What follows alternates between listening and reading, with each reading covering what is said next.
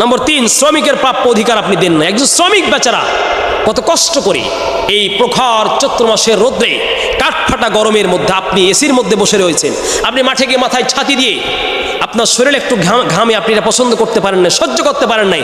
একজন ব্যক্তি খাবারের অন্বেষণে গিয়ে বিবি বাল বাচ্চা ছেলে সন্তানকে রেখে সে কাঠফাটা রোদে প্রখর রোদ্রে সহ্যের তাপের নিচে আপনার কাজ করে দিল, বেচারাকে মজুরি দিতে গিয়ে আজকে নয় কালকে, কালকে নয় পরশু, এরকম বেহায়া জঘন্য বেয়াদব কেউ হতে পারে না। নবীজি বলছেন মান গস্সানা ফালাইসা মিন্না। আর আপনি যদি পরিপূর্ণ মুসলমান হতে চান, আপনি পূর্ণ মুমিন হতে চান, তাহলে আপনি একজন শ্রমিককে তার ঘাম ঝরিয়ে আপনি তাকে শ্রম নিয়েছেন, তার শ্রমিকের প্রাপ্য অধিকার তাকে আপনি আদায় করে দেন।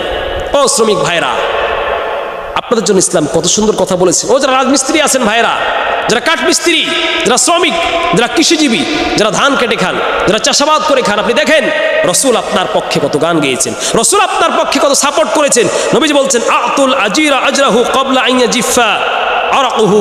শোনো, যারা তোমরা মানুষকে মজদুর নিচ্ছ, শ্রমিক হিসেবে নিচ্ছ, তার ঘাম শুকানোর পূর্বেই তার প্রাপ্য অধিকার তুমি আদায় করে দাও। সুবহানাল্লাহি ওয়া বিহামদিহি।